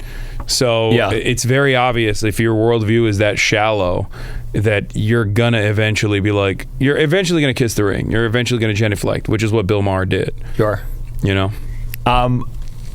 Let's do a pivot. I'm going to Japan, and I love Japan. I know you love Japan, and it's my first time there. It's gonna be awesome. You're gonna love it. What do I gotta do? I saw you with a samurai sword. Yeah. And I saw you sumo. I did sumo wrestle. I got to do both those things. You actually wrestled. Yeah, I did. I've done it twice now. First, we went to like a Chuck E. Cheese style establishment that actually hires like real sumo wrestlers, but it's more so like a haha fun, like while you eat food, while you eat whatever the sumo wrestlers eat. You do? Yeah. You watch them eat too? No. They just serve you like regular, katsu chicken and stuff. But then there's like a real sumo wrestling pit where you go and you fight. And then I also fought with an actual sumo wrestler trainer the next time I went to Japan, who actually trained all of the wrestlers in the Netflix show. I forget what it was called. It was an awesome Netflix show. I'm forgetting the name of it now. About sumo wrestling. Yeah. And he was like a professional wrestler. He was, and I loved it. It was awesome. He like trained us like actual sumo style. What muscles are, from the outside? Lower back, butt, legs, mostly. And are they doing? What are they doing to prep? Is it weight class? No, there is no weight class in sumo. Oh my God. Yeah. But like, is it like surprising? Like it's not just the heaviest wins. Or is it just that? You do get a lot of advantages, I think, for sure. But it is technique. It is technique. It's like you're unmovable if you have like a solid foundation. If you have incredibly strong. Is this a trainer or a chef? Skinny little sumo winning. If you're fat and off balance, you're cooked. Yeah. Because there's technique to it, right? Like there's ways of moving the weight around, and because like the sumo wrestler I fought was much smaller than me, but he could just like move me around, even though I did do some decent damage to him as well, which he admitted, which was very cool. It's like one of the only things that I was naturally good at ever in my life. Was this at the Chuck E. Cheese? No, this is the real one. Okay, I thought Chuck E. Cheese. Wow, you almost got me, buddy. No, the Chuck E. Cheese one was like, I think he was like he got to like the number 2 slot in the country, the guy and he was way past his prime, and even then he still was like insanely large. And you said he was smaller than you? No, the trainer was smaller than me. The trainer was smaller than you. The next time I did it, yeah. Okay. And he could still fling people around like nothing. It's crazy. Oh, I really want to watch. Yeah. I don't know if it's going to be fun. If it's like, I don't like UFC, but this seems No, sumo wrestling, like to watch it, it's probably, I haven't like watched it in a professional setting, but I've watched it on TV, and there's a whole ceremony to it. It's sick. Yeah. Oh yeah, okay, I'll do it. Yeah, definitely. I would recommend that. And the katana samurai stuff is like also fun. That was all also I wanted cool. when I was a kid was to own a samurai sword. I never did. It's probably for the best. And do you swing them around? Yeah, all the time. Almost cut In my the toe house, off. out the one house? Oh my time. God, are you serious? Yeah, because I was doing Fruit Ninja. They would throw fruit at me, and I would just go, and I would cut it. And once I sliced it so hard that it like literally went all the way into the ground, and the katana got stuck in the ground next to my foot, and it cut into my slipper, but it did not cut my toe. I almost chopped my toe right off. That's double the so points in Fruit scary. Ninja. Yeah. Oh my God, do you put Kaya away when you swing around the sword? Yeah, of course. Yeah. Oh God, I want a samurai sword. I don't know if that's going to fit the aesthetic my girlfriend's going for in our apartment. That's the quintessential white guy activity. You got to have a samurai sword. I dreamed of it. God, it was my It's the fantasy. best. It's also all technique. The samurai sword is also all about technique. You think it's all about like, oh, you just like swing it around. No, you have to get you have to almost whip it.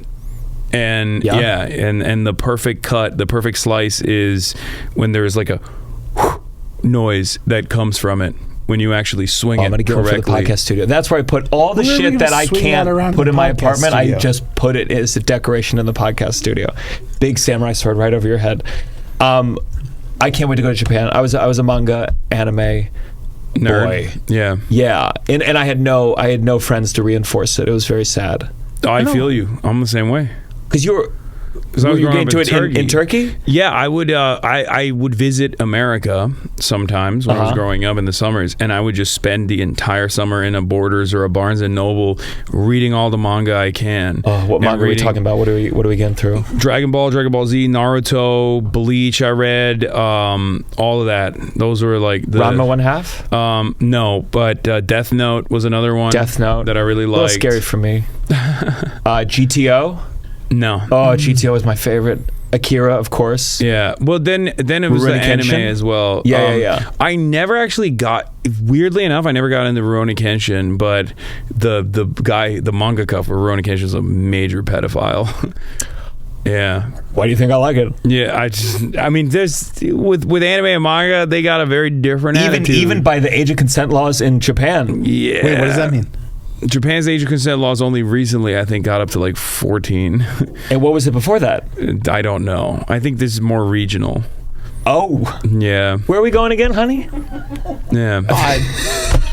No, but Japan is still sick though, regardless of all the weird pervertry. I'm just saying. I will say we like the Western powers did fuck them up pretty hard, and I don't just mean like the atom bomb. I mean even before then, like opening up Japan to Western powers. There's a musical about it. If you want to really explore musicals, Really? Stephen Sondheim wrote a musical called Pacific And Overtures. Gianmarco And was the dialect coach in high school. Yes, for we didn't bill it as an all-white cast of Pacific Overtures, but we might as well have. We did. There was one Chinese student, and he wasn't even into theater that much, but they needed to get him in there. They gave him a good part. Stop. What was the dialect? Let me just say this. And What was the dialect? it was a Japanese accent. accent, and by the way, I have to give me some. Wait, what do you mean? You're going to Japan? You're going to have to do that when you speak to Japanese people, just so you know. Yeah. Because so I'll give you one example, right? Like there is in Japanese, there's a lot of English loan words, and the way you have to say those English loan words is racist. Like if you say it in America, it's racist as fuck. But if you say it in Japan, it's like the most effective way to communicate. What if you can say it on Avenue B at Melrose? Like, I don't. Wait. what's Merurozu podcast. Okay. No, that's okay. No. Okay. I'm serious. I'm serious. I believe like you. if you say Melrose podcast, I'll be like, what the fuck are you saying? But if you say Merurozu podcast, they'll be like, oh, I know what that is. Yeah, Really? I get it. Yes. I mean, they don't know what the fuck Melrose podcast is, but like, yeah. Like, for example, The loan was like a. Yeah, give me something I'm gonna use. Like, where's the bathroom? Yeah, I'll give you one example. This is, you have to eat this anyway. Egg sandwiches. Okay. So they have a big kombini culture, right? Like all the kombinis are convenience stores. Convenience store, and 7-Eleven, Family Mart, Family Martu, 7-Eleven, and Lawson's.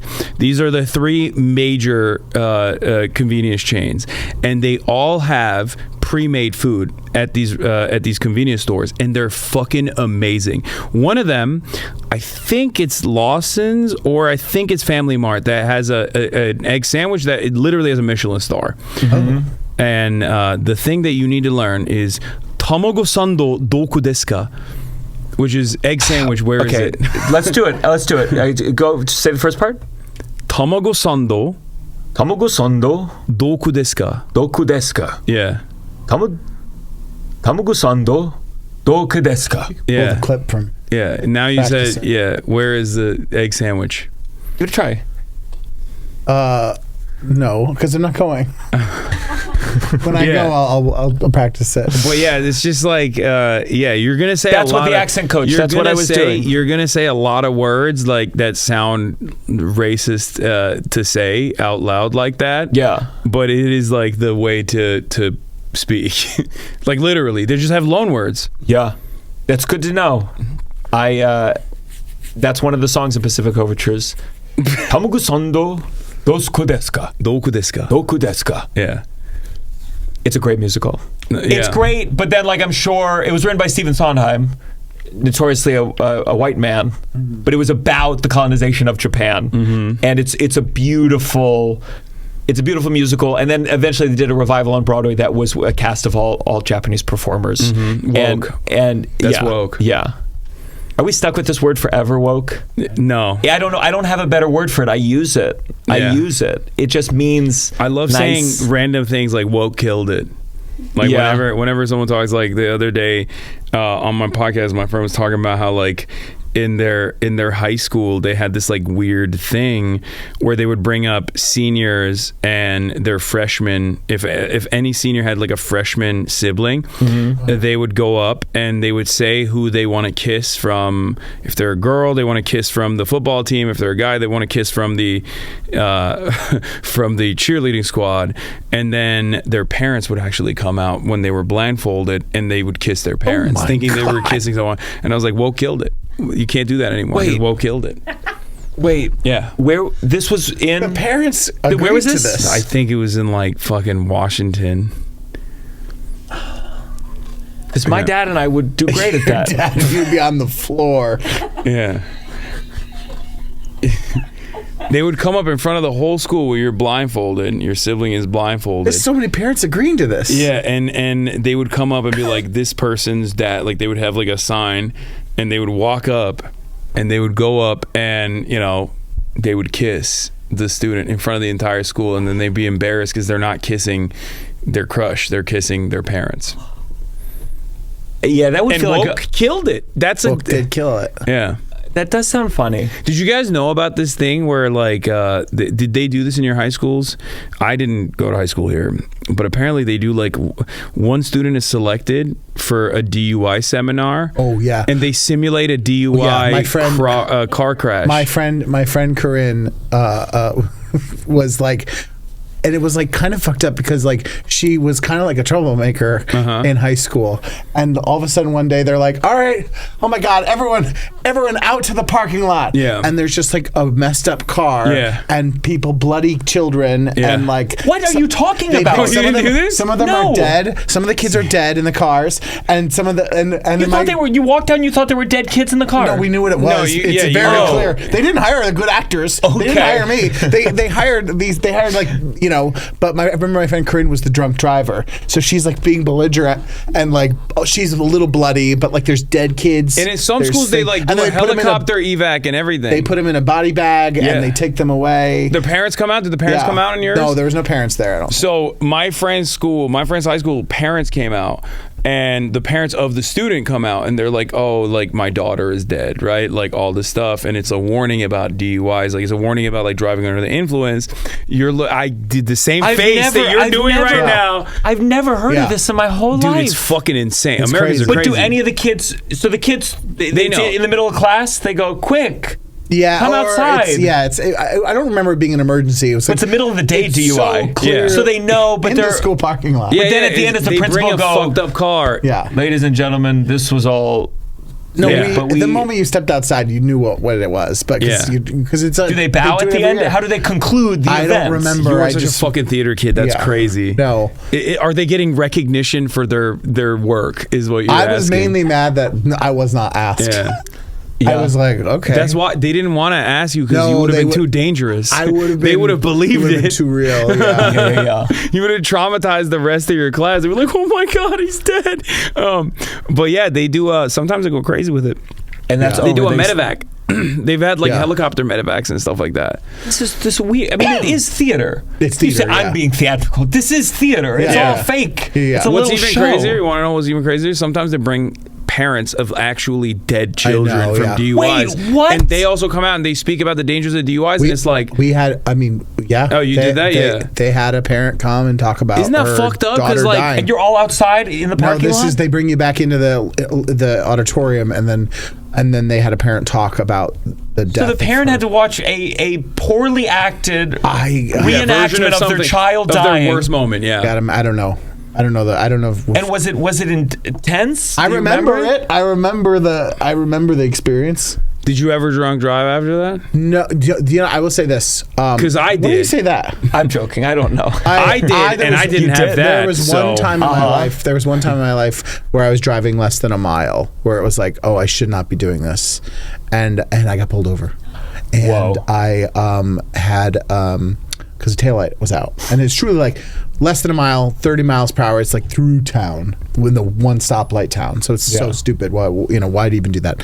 But and because I had a sticker on my car for Fuck the cops. No, I had like a detective thing because my uncle was, and he recently passed, and they knew. Oh, they knew who he was. They knew who my uncle was. You got the homie hookup. Yeah. That's why you got to get like a police. But that's why I was like, never again. Because Yeah. I was like, oof, it was Police fucking Benevolence scared the Association shit out sticker. of You me. got to get that, and they'll let you go. So here's a free tip for all those But I was like, watching at home. never again. Yeah. Because You put a sticker of. You if you donate to the police, if you get like one of those family cards or friend cards, are you gonna put the note down? You don't even have a car. You don't even have a license. You're moving the papers around. I don't know what's going on. You're like, what the fuck? Police Benevolence I'll learn how to drive Association.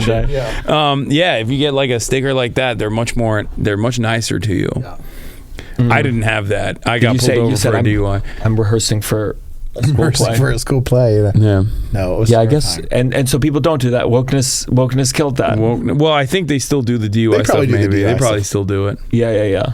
They would also do this thing where there would be like a movie you'd see where it was set to like the most popular songs of the time. So at the time it was like a lot of Linkin Park, and it would be like it would talk about suicide and drug addiction and stuff.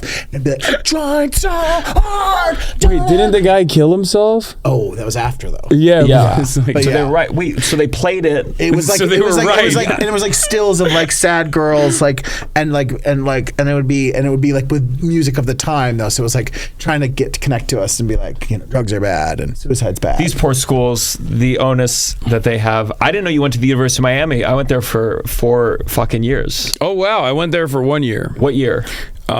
2009 to 2010. We might have been there at the same Oh time. my God. Yeah. Well, We overlapped. Yeah. Did you see Hello Dolly at the Ring Theater? No. I was no one saw promoting. that. I know The so Rock many, I know saw so many Hello people, Dolly at the I know Ring so many people Theater. went to the University of Miami that time period. wanna know and what's no one crazy? saw Well, it. you're right. It was sold out most nights. Yeah, I was promoting, and I was gonna rush Pi Kappa Alpha.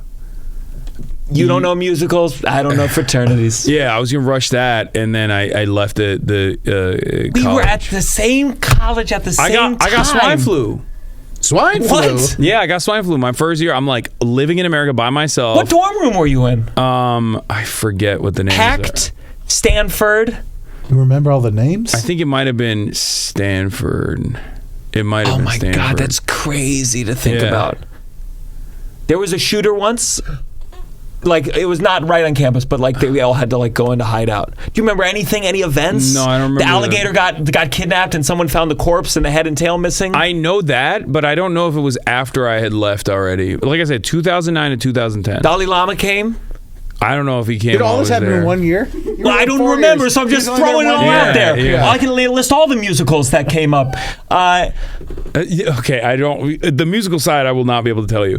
But I literally worked. I worked for these random promoter guys, and I worked with them because I was like, I want to be able to get into nightclubs. Yeah, underage. And you did, and you went. You Yes, partied. I did. Yes, because I didn't I party. did that a lot in South Beach. Yeah. Yeah. So you had a good time there. I had too good of a time. Was it hard to leave? I didn't want to, but I got a 2.9 both semesters, and my parents were like, "The fuck are you doing?" Yeah, they were like, because they're foreign, and they're like, "You're going there to study." They did not want me to go to University of Miami. I got crazy scholarships from a lot of colleges, and I chose University of Miami because I wanted to party. And they fucking hated that, but they were like, they had to be laissez-faire, and so they were just like, and did they go, you have to leave? Yeah, they were like, we're not going to pay for anything. Did you fight back at all, or you're like, what the parents says goes? Yeah, it was a very swift decision, the transferring decision, when I was back in Turkey after my first two semesters.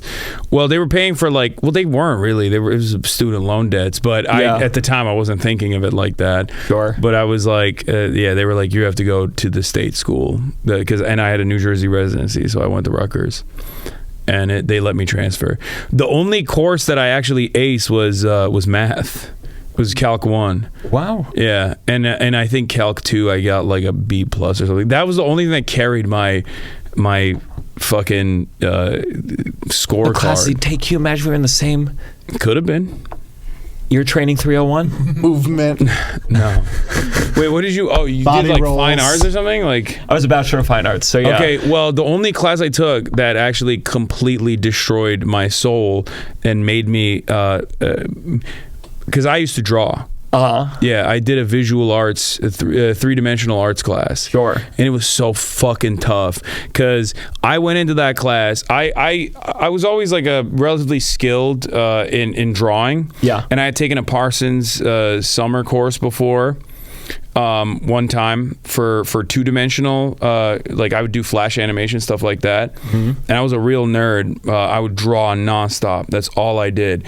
And then I took this three-dimensional design class, and it bricked me because I came into the class and there was a bunch of Korean students and they were so fucking good. We had to do this like book for like an alphabet book, and it was supposed to have like I wanted to do a comic book because that's the type of drawing that I was doing at the time, and all of these like foreign exchange students, like all these Korean foreign exchange students, like they made like, I remember at the finals, like they showed their work, and it was like one of them made like a book that you open up and it's like, for A, it's an apple, but it like actually explodes as like a real apple. Like it was like one of those I don't know, they like constructed it in a way where it was like genuinely three-dimensional. I was like, this is fucking, I can't do this. I'm not cut out for this at all. That was the end of my art journey. It was probably a good school it was not good for theater. I'm trying to think of other big names that went to University of Miami. Max Landis was there, disgraced director, writer. He wrote, what's that movie? I forget. What's but the big son of Sam? John Landis, who directed Thriller. Oh yeah, and the Twilight Zone, where the helicopter killed the two actors. Yeah, John Landis killed the actors. Killed the actors. Yeah. That's his main. But mainly his son's disgrace because of. There's a lot of things. A lot of stuff. Right? A lot of things. I don't know enough about Max Landis. God. The Rock saw Hello Dolly. Back to that. It's a big moment for you. I mean, I should have. What should have you done? I should have introduced myself. By the way, his daughter's doing the podcast in 2 weeks. So I believe you me. That's Not because all he saw you in Hello Dolly. We don't know that. Okay. We don't know that. Oh, so you were in Hello Dolly and The Rock came to see you. The Rock came to Not see to me. him, to see the show. We don't know. Why the fuck was he We seeing don't Hello know. Dolly? Because because wrestlers are theater kids. He went to University of Miami. He was a football player. Got I know injured, that, yeah. and then he became a wrestler. So he probably came, to learn how to act and got some tips and tricks. No, He stood up at the Wasn't end. he a wrestler? Wait, really? He gave a standing ovation. Are you fucking serious? Yeah. Alone or with everyone else in the crowd. He started it. Okay, He started it. I feel like he's embellishing a little Yeah. I swear to God. bit. That's crazy. I swear to God. I'm gonna ask his daughter. Did he ever bring it up? Yeah, Did he ever bring it up? The Rock was like, I would love to have seen you do the full yeah, he was like 3-hour show delivering everything to him. When I bought the Shazam franchise and I wanted to restructure DC dramatically, in the top of mind there was this queer dude. From 2009. Not to be disrespectful, don't know what his sexual orientation is. I just got that vibe from him. I am The Rock. I am The Rock. He says yeah. that frequently as he's explaining things. I am The Rock, and I still think of that pivotal performance I saw of Dolly, or was it Hey Dolly? Hey, Dolly. The more casual. That's the Kennedy Center rendition of Hello Dolly. Hey Dolly, Hey, nice Dolly. tits, Dolly. Yeah, Hello Dolly. That's why. I love the Kennedy Center. Apparently, their ticket sales are way down. Trump is going I to try to do wonder why. musicals all straight, and just a straight version of every musical. Hey Dolly, nice tits. No, don't even disrespect the Andrew Lloyd Webber fan. Donald Trump loves musicals. He does. loves them, but that's where it doesn't. Just give him a part in one. Put him in Cats. Yeah. He would oh God, he would queen out so hard. Like that would have been a very different life for him if he could just have done like He should have been like a Broadway producer. He also does he a lot wanted of to do great that. two-dimensional drawings. Yeah, that's true. Well, yeah. There's an artist trapped in there, Yeah. Yeah. It was really funny when it was like, I've never done a drawing. Like, And then there's 1,000 buildings Yeah, there's that he so many that he sent drawings. for free to charities. Yeah, the only he thing he's ever loved- done for free in his life he was loves to to his draw. drawing. He loves it. Yeah. I couldn't Oh. believe it. That was the funniest thing. Like finding out that he is actually a serial drawer, a doodler. Like he loved the doodle. He should do that more. Yeah. Listen, let's hope. Let's go on to our next segment. This has got to stop. Before we say something needs to come to an end. Mm-hmm. Big, small. Oh my God, I forgot to get one from Paige. Let me get. Can I, Russell? Do you have one? Yeah, this has got to stop. When you go to a salad place in New York City, any of the chains, obviously they've all gotten worse over the years. So that's one thing. But the main thing now is that all the garbage holes don't fit the bowls. What are we doing? Why? What are they trying to prevent? They're trying to prevent us from eating there. So they're like, I know what we'll do. We'll make the hole small, and they'll have to awkwardly shove the thing and put their hand But that's into what the it is. garbage. But by the way, that's what it is. They go, we have to change the bags too frequently. Yeah. We need you to break up the boxes for us. Yes. So they make the hole small enough that you have to squeeze it for them. And that's also, it. But also, 50% of the time, there's just piles of boxes there, Yeah. and then you feel bad adding your pile to the pile. It's just it's not. There's got to be a better way of doing it, like an incinerator, something right away. Something. Nah, I guess An it's not very- incinerator. Sweet Green doesn't even have an ice maker. Yeah. You want an incinerator. Now in Anyways. Japan, there's no trash cans. No, you have to carry your trash everywhere you go. To where? Like just until back you find home. Yeah. You got to check a home. second bag. Yeah, if you hate the little holes, like trust me, in Japan, the only time where they have like any semblance of a trash can is like near a vending machine. They have like bottle What about trash cans. okay, so I have trash in my hands. You put it in your I- pocket. okay, You carry it everywhere with and you. then get to a restaurant, I can throw it away. Yeah, luckily, if they'll allow it, yeah. If they have like, I mean, they'll do it. Usually, they'll take it. But when Japanese people are they going home and they're just they got Covered it in garbage. Yeah, really. yeah, and they have like a crazy, different like recycling, compost. Like they have it all. How much crazier mapped can it out. be? It's crazy. You should see my building. I have Yeah. 17 different boxes I'm putting things in. I'm composting. Yeah. I mean, how much more could we be doing Yeah, it's here? like that. Yeah. Okay.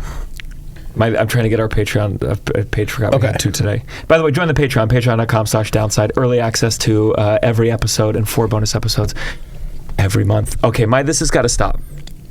I think you should say one bonus episode every week. As opposed to what? 4 a month. Okay. Let's just try that. We haven't tried that yet. Give it a shot. Join patreon.com. 1 bonus episode per week. Join patreon.com, the general site. Jesus fucking Christ. All right.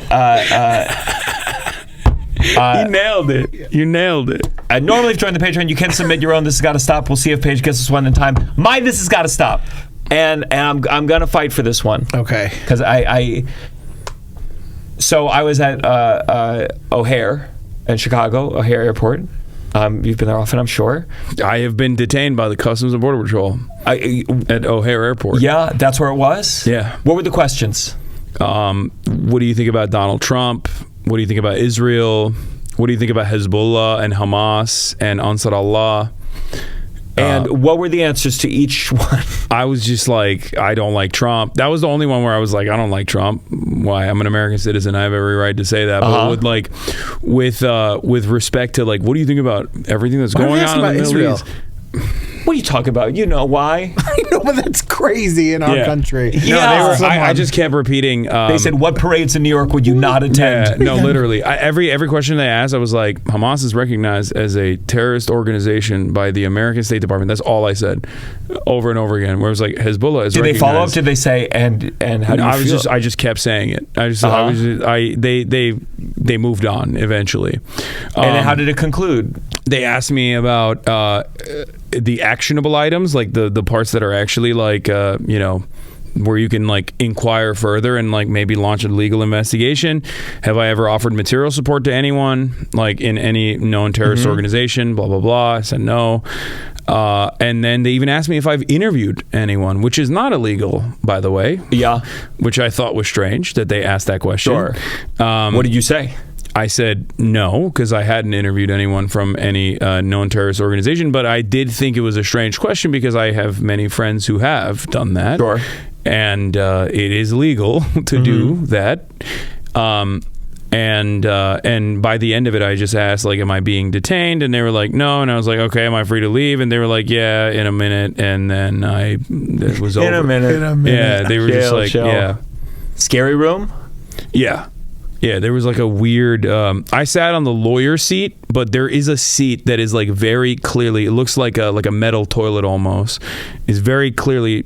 It has like restraints on the side as well. If you want to like chain someone to it. Yeah. I didn't sit on that thing because it was like tiny. Is it in the Delta Lounge? No, it is. However, in like a cordoned off area in the O'Hare Airport, like. You know how there's doors behind like the luggage area? Yeah. One of those doors is the immigrant detention center, where they actually have like a bunch of pews where you sit in, where you wait to go into this other interrogation room. It's very bad vibes. It's crazy though. Like behind those doors, there's a bunch of fucking immigrants that are sitting terrified. So you saw other people? Yeah. Yeah. There was like families crying. Yeah, it was awful. Were they fans? No, they had no idea who the fuck I was. They were like, everyone else was foreign. Yeah. Because I asked, I was like, does anyone here have an American passport? And there was no one. Everyone was like, no, I'm, they're. Oh God, so they flew in without a passport. No, they were just. I think they were just like visa holders. Oh, they're just visiting. Yeah, but they were getting additional scrutiny for some reason. God, were you terrified? Or were you like I'm fine? Like there's got to be a part of you that you're like. I was a little worried because I was like I have this thing that I have to go to the next day. It's fucking annoying, but I was worried to a certain degree. I had a red line, which was like if they ask for my communications, like my devices, I was gonna be like, no, I want a lawyer. But I. Like what you're normally supposed to do as a regular citizen in that situation is to immediately go, no, why am I being detained? And also I would like a lawyer. And then they try to they seize your devices. You're supposed to make sure that you don't have any biometric stuff on it, like no Face ID, none of that.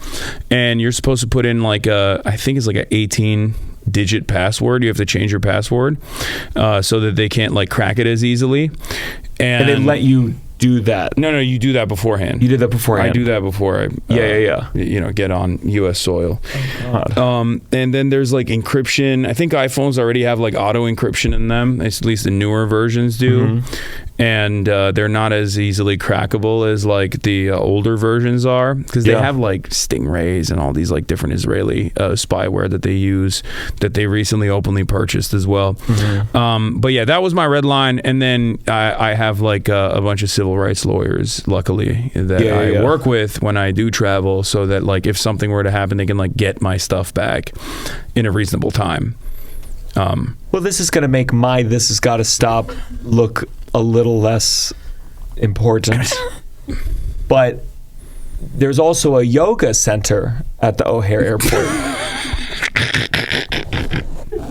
And go on. Listen, I'm sorry. I'm not. This has got to stop. Warrantless search and seizure at the border, taking advantage of the lack of constitutional protections for American citizens. What's the yours? yoga studio? There were also a lot of immigrants there, and it's quite for an airport. It's quite a big empty room that you just walk up these stairs and you can go into. Like it's a lot of real estate in an airport where real estate is sparse. And then in this room that they've made a sign for, there's a sign downstairs telling you where it is. Some thought went into this. None of that thought went into the room itself. It was one very used yoga mat. And then I think one roller, a TV that didn't look like it worked, and that was it, in a mirror. And I just think either don't have a yoga studio, or at least, I don't know, $500 of a budget, buy 3 mats, buy a green tea maker. You don't think that people stole some of those mats? Like maybe they started with 10 and people just took them? I guess it's possible, but there's security at the airport. Yeah. Who is chasing after a yoga mat? But then why have the yoga studio? Why have it? Listen, I understand that I shouldn't expect. Maybe for the people who have their own yoga mats with them. Bring yoga mat when you're in a transfer, because unless you get there early, I guess. But you're going to bring your yoga mat on the plane? I don't know. I mean, real yogis maybe.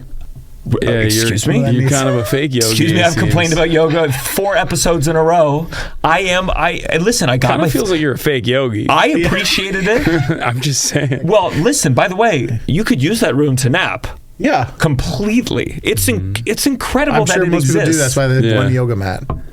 Someone walked in and I was in the middle of an elbow stand, and I think they were shocked to see someone actually doing it. I think I'm the first person to use that mat for yoga. But I just think there's so much. I mean, these airports. How much fucking time did you have at the airport? There's a two hour layover, and I wasn't going to be able to work out that day. And we gotta. That's crazy. Yeah, I was in pain. I did a thing, and my shoulder hurts, and I was like, I felt great. Yeah, it felt great. I was glad I did it, and I'm going to do it again, and I'm going to make it a thing. And I just want them to invest some money in it. There's a lot of money going to this airport. Well, I don't know if right now. Yeah. Okay. Less space for the detention facility, more space for yoga. A second yoga studio. That would be nice. Yeah. All right, patrons. If you join the Patreon, you get to submit your own This Has Got to Stop. Like Bria, This Has Got to Stop. Working interviews. What do you mean you want me to work for 3 hours for free? Absolutely not. I'm trying to be a line cook, and I've had 3 different people say they want working interviews for no pay so they can see how I work and how their company works. No, absolutely not. I've ghosted all 3 places. I refuse to do that. I don't even want to come in for the 30-minute interview. So do you think I want to come in for 3 hours? No. Agree. Respect. I do agree, but also extra bold to do that in this job market. Yeah. 3 interviews. You got 3 interviews. Holy shit. I meant like for the person to be like, no, I'm not doing that. Yeah. Not the company. I feel like the company's taking advantage of that shitty job market. For sure. And I think line cooks, that's a tough job. Yeah. So I think like they know they need them. Yeah. You know, actors, I believe actors should take that position, but I mean, Russell, you're welcome to say I only audition for money. All right, Hasan, what's your This Gotta Stop? So you guys told me 2 to 3, but I that's fine. I after your amazing one and your interesting one. Relatable one. Yeah. Yeah. Yoga's important. That's what I was also thinking. I'm like, man, the O'Hare yoga facilities are lacking. Try it next time. Take a video from there. Okay. Well, I have is people. What's the By the way, if there was an O'Hare CrossFit studio, you'd have the same complaints as I do. No, I don't do CrossFit, but yes, you do. I would also never lift in the O'Hare gym. I would much rather go to the lounge and just pass out. Okay. And shove as many crudités as I possibly can into my mouth. Well, if I had a yoga studio at home, I'd be more lax about it too. Okay. What was the prompt? How do you say This it? gotta stop. This gotta stop. People claiming that they're moderate when they're obviously right-wing. Okay. I've never encountered another human being that's been like, oh, I'm a centrist or I'm a moderate, and then lo and behold, it's a big secret, but they were actually liberal. It never happens. There's never been a moment where someone's like, oh, I was just, I didn't want to tell you that I really like universal child care, but I was just testing the waters. It's always like, I'm a moderate, and then you expand on it, and it's like, oh, you just want to put immigrants in concentration camps. Yeah. So we just got to stop, cut with the shit. I don't want to hear it. I know immediately when you say, I'm a moderate, or I'm a centrist, I immediately know you're right wing. And I also think you're a coward. At least the right-wingers are like, yeah, I'm right-wing. I want to kill the immigrants or whatever. Yeah. That's what I think has to stop. I agree. They're fooling nobody. And do you think that, do you think 20 years ago it was the same, or do you think the country's so polarized now, the idea that you're in the middle of this is like an insane position to take? I can't speak on what happened 20 years ago because I have no idea. But why? But it's only in one direction. Do you see what I'm saying? Oh, absolutely. There's never a guy who's like, I'm moderate, and then you ask them what their actual opinions are, and they go, I want healthcare for all. I feel like it's usually Republicans that don't like Trump, or like that aren't voting for Trump, or like that because I own this thing that you made. Yeah. That's what I'm thinking of. But the people that I know truly know. Yeah. They hate Trump so much they wanted something to stop it. Yes, but they think that's going to happen from a moderate position. Yeah, that they're going to somehow stop this guy, and the solution's going to be still kind of Republican in the old-fashioned way. Yeah. Mitt Romney, totally different guy. Yeah, I mean, campaigning with Liz Cheney, that was the let's get the moderate vote, which is the former Republican Party. Last part, you better count your blessing. We say something that we're thankful for, something we appreciate. Russell, do you have a blessing? Yeah, I'm thankful for the B8 crosstown bus. I'm about to catch it in 9 minutes, and it'll take me straight to the A train. So that's what I'm thankful for right now. Okay. All right, I got a long one. Yeah, fuck your 9 minutes. Yeah, you need to. You better vote for Zoran extra hard for the fast and free buses because you're waiting for the next one. I started working. I'll just do this one. I started working with a new travel agent. I've been traveling a lot, and I need help. And I started working with a company called Tag. Yeah. And we got a big trip. I'm going to Tokyo, and then going all around Asia, and going to Australia, and then going to India. Yeah. And I mean, it's the best. It's the best. But the travel is stressful, and it's just nice to. It's awesome because you don't know what's like a good hotel. Not at all. And they just lock that shit down. Yeah. I love having a travel agent. Yeah. It's wonderful. So Tag, thank you. I'm excited to go to Japan. I was overwhelmed. Now I'm excited. I have a lame blessing. Even though you guys specify, like, don't say something lame about family. It's not about family, but I will say everything is awful. Everything is dog shit and seemingly getting worse. So it's very hard to find something to be grateful about, to see as a blessing. So I've just been holding on to the Zoran Mamdani campaign, like just thinking like, well, everything is shitty, but at least we got this one thing. Yeah. And obviously we're filming this right before the election, so who knows how things will go. It's gotta. But it has to. It's gotta. Because I'm holding on for dear life here, man. Oh my God. Everything is so ass. It's so depressing if it comes Everything out is today. so fucking ass. I don't know what I will do if he loses. Yeah, we gotta do. I'll pay for your cab home. No. No, let me, please. You're gonna miss this bus. Yeah, you're gonna miss this fucking bus, whether you like it or Like not. the end of Before Sunset. Yeah. Okay. So we think he won. We think he won. We hope. We hope. Yeah, I'm not saying nothing until it happens, until I see it with my own two eyes. I'm too, this is the one thing that this is my most Turkish quality. Nazar is like, Allah korusun, Allah nazardan saklasın. I like that. That means like, may God protect it from like the evil eye. Okay. Yeah. Hasan, where can people find you? I'm live every day at twitch.tv/Hasanabi. I'm live from 11 a.m. Pacific time to like usually 7 p.m. Pacific time every single day. And Hasan D. Piker on TikTok and all the other social media platforms, and Hasan the Hun on Twitter. Amazing. Russell, where can people find you? At Russell J. Daniels on Instagram, and then come see The Downside live at the Bell House on Sunday, December 21st.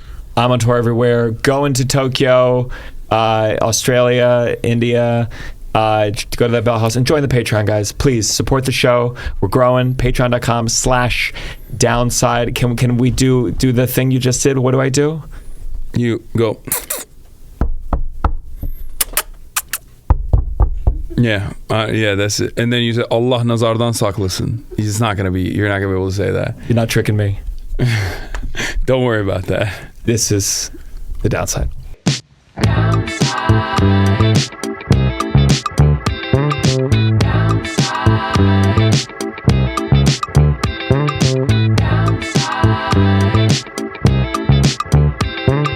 Downside. That was a Headgum podcast.